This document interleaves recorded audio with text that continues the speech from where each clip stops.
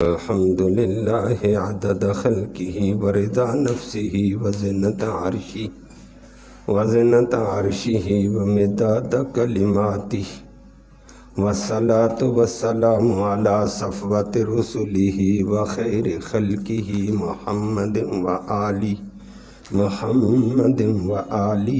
وصحبه. أما بعد فأعوذ بالله من الشيطان الرجيم. بسم اللہ الرحمن الرحیم.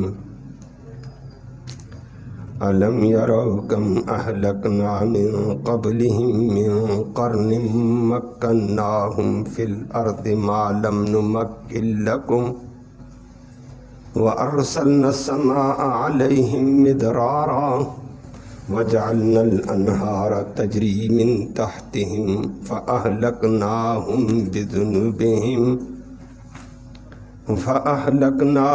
بذنوبهم وأنشأنا من بعدهم قرنا آخرين. صدق الله العلي العظيم وبلغنا رسوله النبي الأمي الكريم.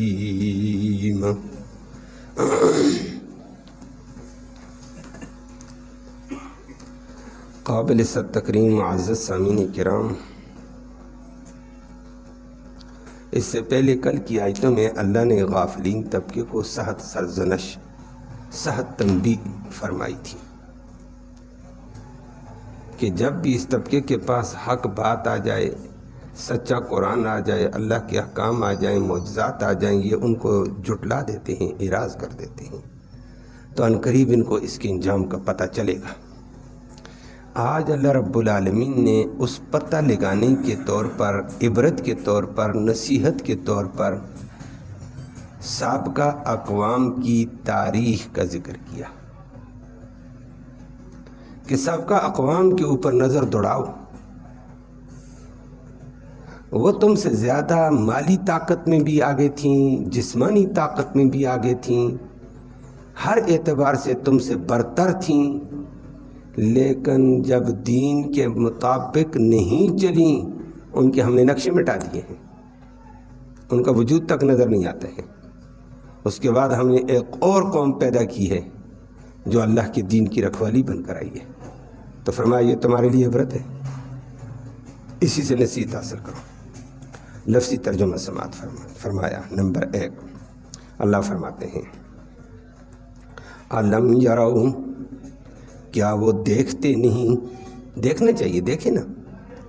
کم کتنی ہی اہلکنا، ہم نے ہلاک کر دی ہیں، من قبلہم، ان سے پہلے، من قرن، امت کی امتیں، کئی امتوں میں سے. اور نمبر 2، مکننا، ہم نے ان کو تمکین دی، قوت دی، ٹھہراؤ دیا، ہم ان کو فی الارض، زمین میں. کتنی قوت، کتنا ٹھہراؤ دیا؟ ما، اتنا دیا، لم نمکن لکم، اتنا ٹھکانا، اتنی قدرت طاقت آپ کو نہیں دی ہمیں جتنا ان کو دیا تھا. لیکن اللہ کی رحمتیں کیسی تھیں؟ وارسلنا السماء، اور ہم نے اتارا بادل آسمان سے، علیہم، ان کے اوپر، مدرارا، لگاتار بارشیں، سبز و شاداب کھیت اور باغات اور اناج. وجعلنا الانہار، اور ہم نے کر دیا مختلف نہروں کو، تجری، جو چلتی تھیں، من تحتہم، ان کے باغات کے، کھیتوں کے، محلات کے نیچے سے. لیکن نتیجہ کیا ہوا؟ سب کچھ ہوتے ہوئے پھر برباد کیسے ہو گئے؟ فَأَهْلَكْنَا، پھر ہم نے ہلاک کیا، ہم ان کو، بِذُنُوبِهِمْ، ان کے گناہوں کے سبب. اللہ ہم سب کو محفوظ فرما.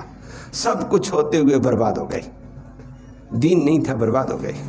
اور پھر جب ان کو ہلاک کر دیا تو یہ زمین میں جو باقی لوگ ہیں، وَانشَأْنَا، اور ہم نے پیدا کر دیا، مِن بَعْدِهِمْ، ان کے بعد، قَرْنًا، اور امتیں آخرین، دوسری. وہ آباد ہیں اور آباد ہوتے ہوتے تم آ گئے ہو. اللہ، کرنوں کی کرنے اللہ نے تباہ کی ہیں.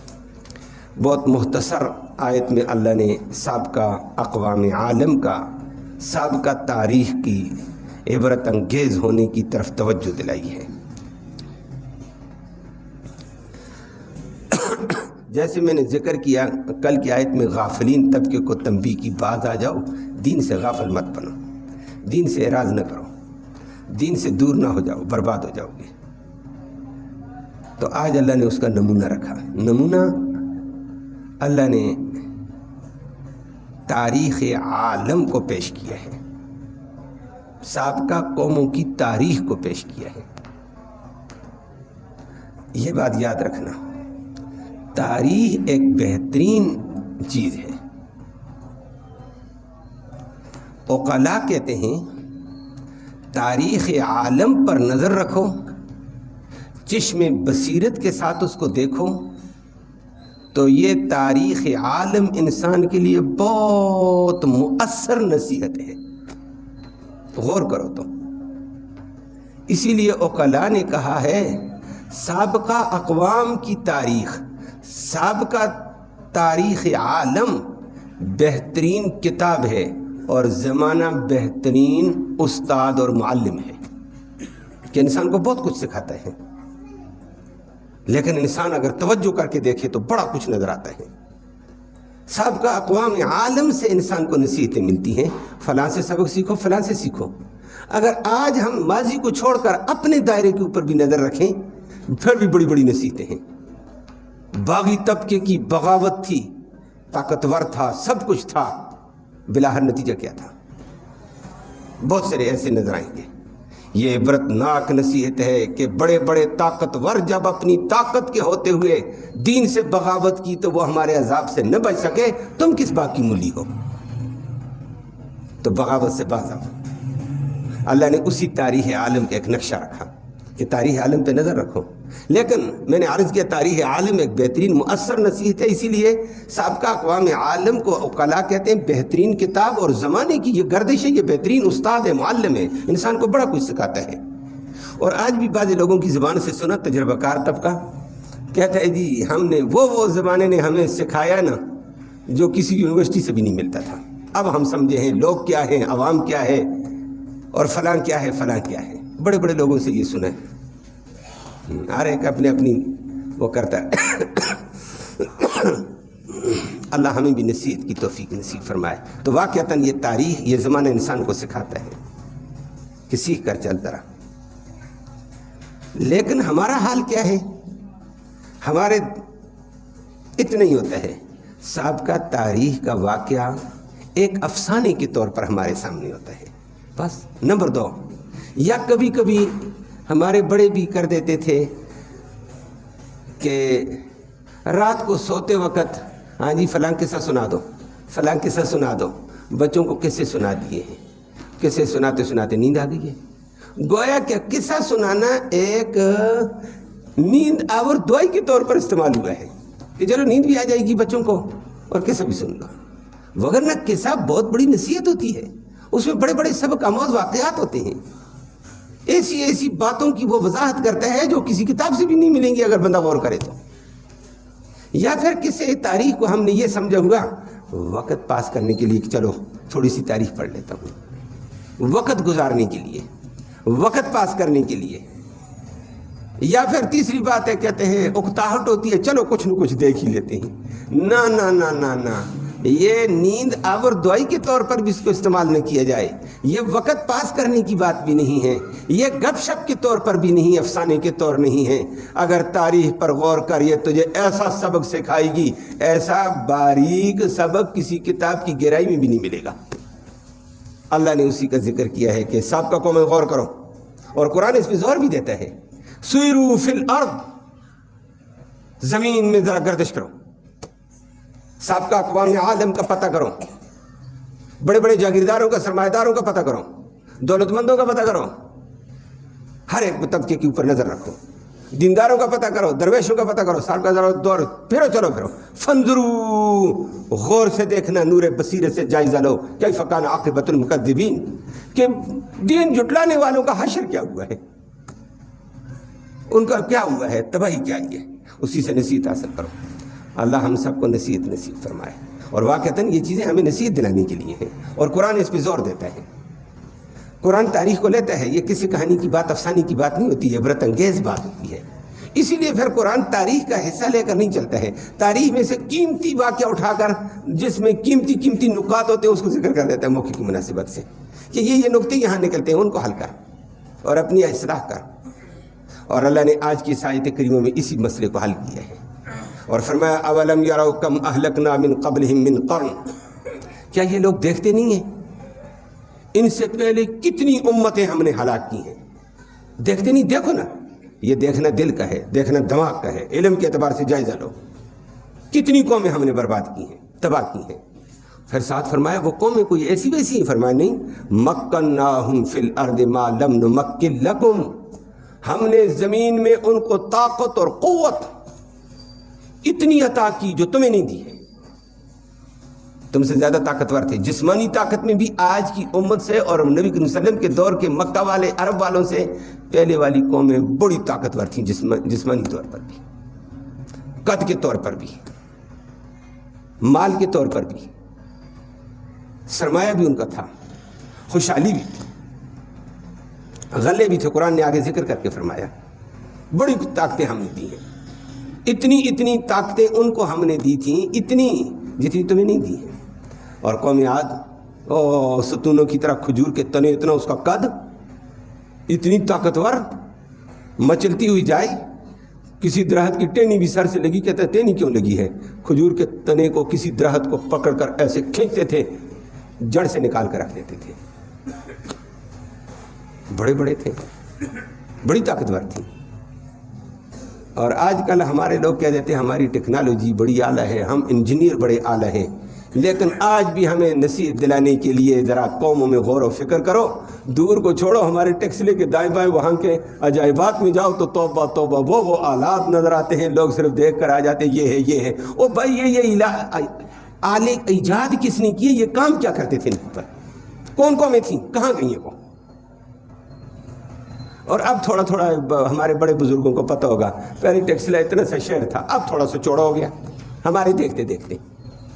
جب تباہ ہوا تھا تو ہمارے ایشیا مشرق کا، پاکستان کے مشرق کے حصے کا، ہندوستان، پاک و ہند کا بڑا شہر تھا، پنڈی اس کے مقابلے میں پنڈی تھی، شہر تو ٹیکسلا تھا،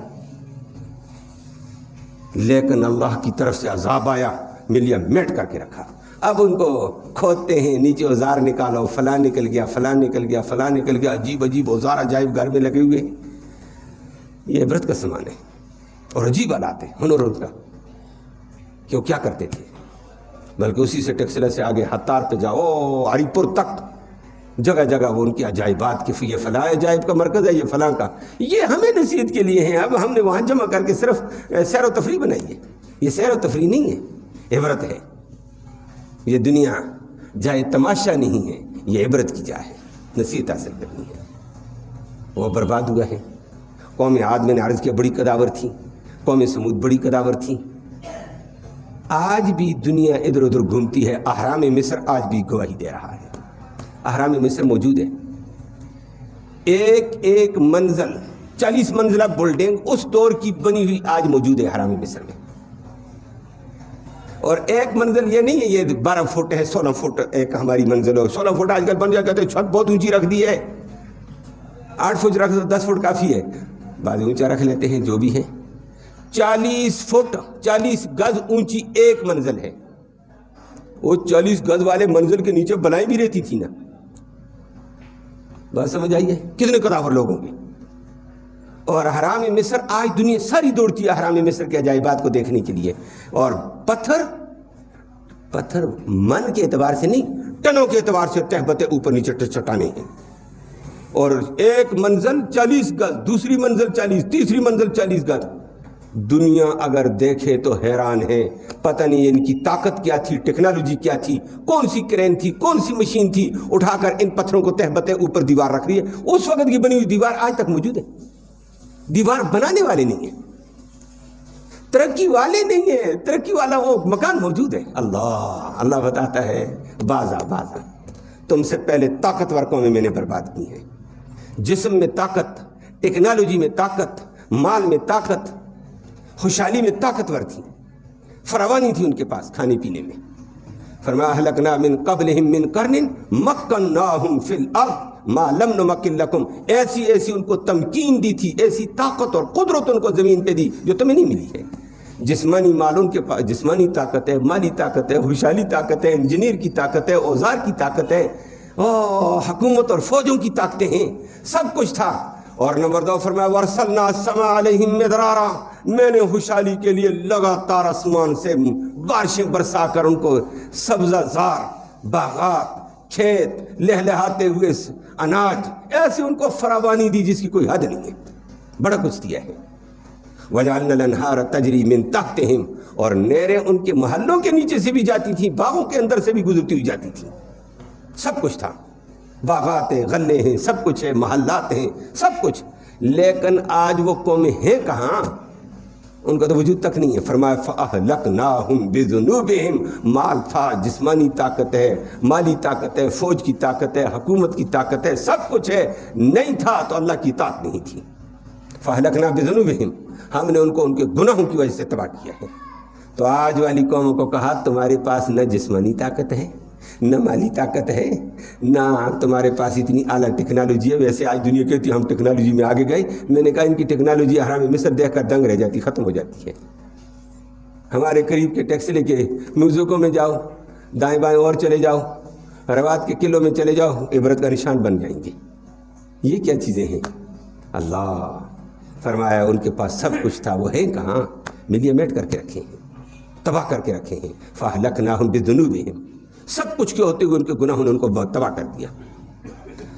وَأَنشَأْنَا مِن بَعْدِهِمْ قَرْنًا آخَرِينَ، اس کے بعد ہم نے ایک اور امتیں پیدا کی ہیں، ان سے میں نے دین کا کام لیا ہے۔ واللہ اللہ دین کا کام لے لے، اور یہ اللہ کا ضابطہ ہے۔ اللہ دوسری جگہ بھی کہتا ہے باز آ جاؤ بغاوت سے، اور دین کو، قرآن کو، محمد کریم صلی اللہ علیہ وسلم سے محبت کر لو، نبی کے لائے ہوئے قرآن کے ساتھ محبت کرو، نبی کے لائے ہوئے فرمان، نبی کے احادیث نبویہ صلی اللہ علیہ وسلم کے ساتھ جڑ جاؤ، بچ جاؤ گے۔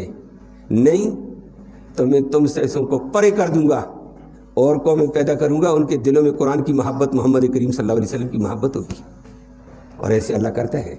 فرمایا ان تتولوا یستبدل قوما غیرکم ثم لا یکونوا امثالکم، تم اگر قرآن سے محبت نہیں کرو گے، نبی سے محبت نہیں کرو گے، دین سے، میں تمہیں بدل کر تمہاری جگہ ایسی قوم لاؤں گا، تمہارے جیسے نہیں ہوں گے، دین کے وفادار ہوں گے، دین کے تابعدار ہوں گے۔ دین تو میں نے چلانا ہے، جب تک چلانا ہے۔ اللہ نے قرآن اتارا، اس کی حفاظت کا ذمہ بھی اللہ نے لیا۔ کب تک لے گا اس کو پتہ ہے، قیامت تک اللہ نے اس کی حفاظت کرنی ہے۔ کب قیامت ہوگی، وہ کل پرسوں آیت گزری، اس کا علم صرف اللہ نے اس کے لیے قومیں پیدا کرنی ہے۔ کس کو اٹھائے گا، کس سے دین کا کام لے لے گا؟ فرمایا تم دین والے بن جاؤ، میں تم سے دین کا کام لے کر تمہیں سر بلند کر دوں گا، اور اگر دین والے نہیں بنو گے، تمہیں نقشہ مٹا کر تمہیں میں اور لوگوں کو لا کر ان سے دین کا کام لوں گا۔ میں نے دین کا کام لینا ہے، میں نے اس قرآن کو چلانا ہے۔ اور میں کبھی کبھی پہلے بھی کہا اللہ اکبر، ہمارے پاک و ہند کے اندر جس وقت سن 1857 کی جنگ آزادی ہوئی ہے، شاملہ بالا کے میدان میں علماء نے انگریز کے خلاف مارکۃ الارا جنگ لڑی، جنگ 1857 کی جنگ آزادی۔ شاملہ اور امبالہ کے بعد اللہ کا کرنا ہے، بہرحال مسلمانوں کو اس میں شکست ہوئی، انگریز غالب رہا۔ انگریز نے کہا یہ مولوی مسلمانوں کو لے کر میرے مقابلے میں آئے دوبارہ آئے گا، فلہذا مولوی کو اور قرآن کو ختم کر دو، میں برس پوری دنیا کے اوپر آ جاؤں گا۔ قرآن اٹھا کر ضائع کیے، سمندروں میں ڈالے، جلائے، مولوی مارے، قید و بند کیے، سمندروں میں پھینکے۔ اور وہ میں نے پہلے بھی ذکر کیا، پشاور سے لے کر یہ ٹیکسلا شاہ سوری روڈ سے، پنڈی سے ہوتے ہوئے لاہور واگا بارڈر سے دہلی تک، ہر درخت کے اوپر 100 10 20 لاش علماء کرام کی لٹکی ہوتی تھی۔ انگریز نے بڑی تباہی مچائی اور کہا میں دین مٹا چکا ہوں، قرآن جلا دیا صفاستی سے۔ لیکن رب نے کام لینا ہونا، علماء شہید ہوئے تھے۔ حافظ بچہ ایک چلتا ہوا 6 سال کا بچہ قرآن پڑھتا ہوا موج میں جا رہا ہے، اس کو کیا پتا کوئی مر رہا ہے زندہ ہو رہا ہے، بچہ بچہ ہی ہوتا ہے، وہ اپنے قرآن کو پڑھتا ہوا جا رہا ہے۔ انگریز نے، مسٹر تھامسن خود کہتا ہے، بچے کا قرآن سن کر انگریز کانپ گئی۔ مسٹر تھامسن مورخ ہے بہت بڑا انگریز، کہتا ہے بچے کا قرآن سن کر کہا قرآن مسجدوں سے جلایا ہے، مدرسوں سے جلایا ہے، اور اس چھوٹے سے بچے کے دل سے قرآن کو کون نکالے؟ تو مسٹر تھامسن خود کہتا ہے ہمیں سمجھ آئی، یہ اس کی کتاب، اس نے حفاظت اس بچے سے بھی کرائی ہے، یہ اس کی طاقت ہے، وہ کراتا ہے۔ بچہ چھوٹا سا 6 سال کا بچہ کیا شے ہے، اس کو ہم زور لگائے اس کو بات یاد دلانی نہیں ہوگی، لیکن رب قرآن یاد دلا دیتا ہے۔ اللہ نے حفاظت کرنی ہوتی ہے.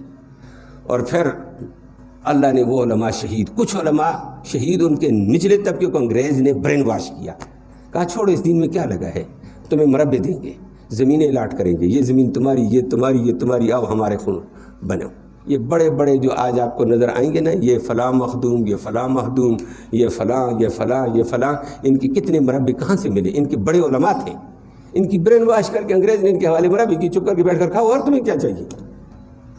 یہ بڑے بڑے موجودہ پیر بگاڑے کا بڑا پیر بگاڑا پہلے فوت ہو گیا، اس کا پردادا بہت بڑا عالم تھا اس جنگ آزادی میں علماء کے، وہ جب شہید ہو گیا پیچھے کی برین واش ہو گئی. آج کیا تباہی ہے، ان بیچاروں کو کیا پتہ ہے دین کیا ہے، برین واش ہو گئی. جب اس نے برین واش شروع کیا، اللہ، مولویوں کے بچوں کو لے کر اس نے پال کر برین واش، یتیم ہو گئے بچے میں اٹھا کر لے جاتا ہوں، یتیموں کو نہیں اٹھاتے ہیں، دین کو برباد کرتے ہیں یہ ظالم، اللہ ان کو تباہ کرے. اور ان کی برین واشنگ شروع کی. اللہ نے سکھوں کے بچوں کو مسلمان بنا دیا. امام انقلاب مولانا عبید اللہ سندھی سکھ 12 سال کا ایک کتاب شاہ عبد العزیز کی پڑھ کر مسلمان ہوا، اتنا بڑا عالم بن کر آیا، انگریز کی ستیہ ناش کر کے رکھ دی.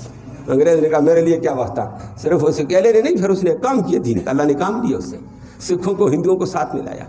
امام الاولیاء احمد علی لاہوری کا نام سنتے ہیں، بہت امام الاولیاء تھا، بڑا عرصہ دین کا لاہور میں ہندوستان سے آ کر کام، یہ بھی سکھ تھا، 12 بار دین کا کام کیا تو ایسے ہو جاتا ہے. اور ایسی کئی مثالیں ملیں گی آپ کو.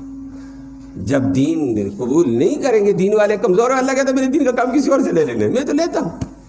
تو عبرت حاصل کرو اور پہلے والوں سے نصیحت حاصل کرو، دین سے روگردانی نہیں، دین کے ساتھ وفا کرو، دین تمہارے ساتھ وفا کرے گا. اللہ ہمیں دین سے جڑنا نصیب فرمائے. اللہم صلی